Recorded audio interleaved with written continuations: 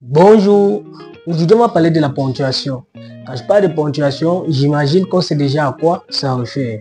La ponctuation au test de langue, que ce soit TCF, TEF, DAF. Donc on va parler de la ponctuation en général, comment utiliser tous les différents signes distinctifs ou alors comment utiliser tous les types de points afin de mieux gérer notre travail.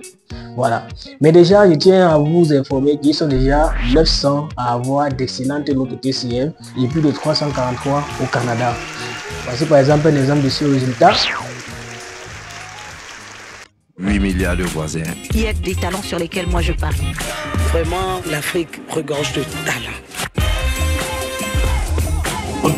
Il a les prix. Des prix à n'en point fini. Et tout de suite, nous sommes en ligne avec Dylan de Yaoundé au Cameroun. Bonjour Dylan. C'est quoi la ponctuation? La ponctuation, c'est l'ensemble des signes graphiques utilisés soit pour l'intonation, soit pour relier les phrases, ou alors pour mettre, ou alors pour séparer les phrases. On en a plusieurs. Il y a le point.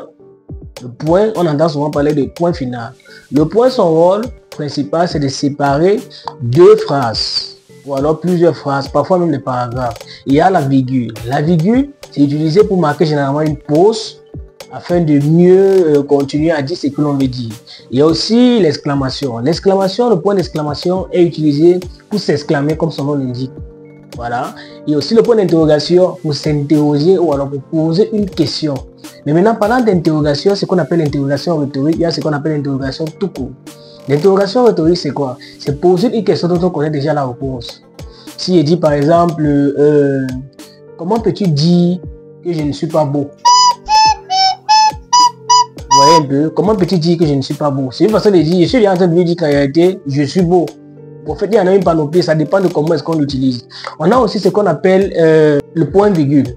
Le point virgule, c'est là pour mettre une sorte de césure entre deux phrases qui, généralement, ont la même lignée. Je m'explique. Quand je parle de point virgule, si je donne une phrase et que je mets le point virgule, ça veut dire que la phrase qui va suivre a un lien étroit avec la phrase qui vient de passer, mais on a l'impression que ce n'est pas fini. Sauf qu'elle est généralement très longue. Voilà. Il y a aussi le deux points, ou alors les deux points. C'est mieux de dire ça ici. Il y a les deux points. Quel est le rôle des deux points? C'est généralement pour marquer qu'on veut expliquer quelque chose. Si je dis quelque chose que je mets déjà deux points, ça veut dire que ce qui suit, c'est tout ce que j'ai eu à dire précédemment, mais de manière détaillée. Je veux prendre un exemple. Les enfants sont têtus. Deux points. Ils fuient l'école, ils désertent. Vous voyez que tout ce que je suis en train d'expliquer, c'est ce que j'ai eu à dire. Voilà, c'est pourquoi on parle de contraction généralement. Quand on veut contracter, on enlève tout ce qui vient après les deux points. Voilà. Voilà un peu de manière générale les types de ponctuation. J'ai dit, il y a la virgule, il y a le point, il y a le point virgule, il y a l'interrogation, il y a l'exclamation, il y a les deux points et beaucoup d'autres choses.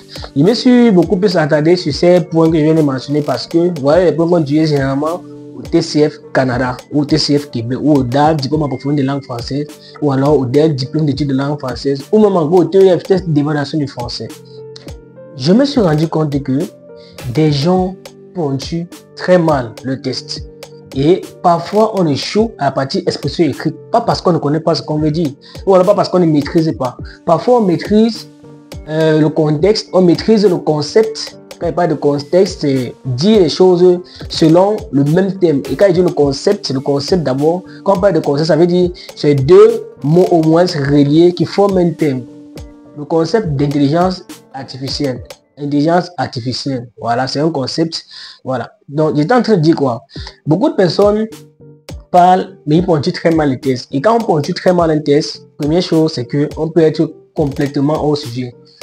Est-ce que la ponctuation peut nous aider à être hors sujet? Oui, dans la mesure où on ne comprend pas le sens de la phrase. Il y a maintenant les différents types de ponctuation, même dans les ponctuations que j'ai eu à citer. Si je parle par exemple de la virgule. La virgule, dans la virgule, on utilise la virgule soit pour l'incise parfois, soit pour l'énumération.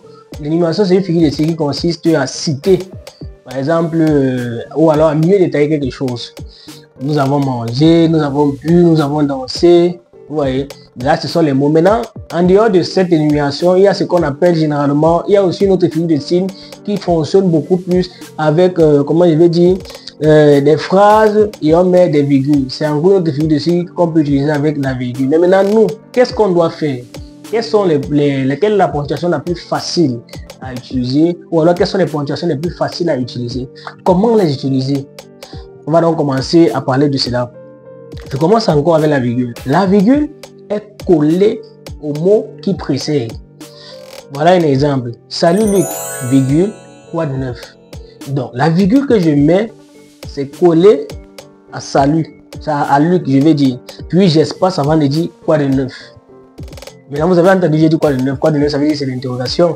Donc, l'interrogation est marquée toujours par le point d'interrogation qui doit être à la fin. Mais maintenant, on en parlera. Restons dans la virgule et parlons du point aussi.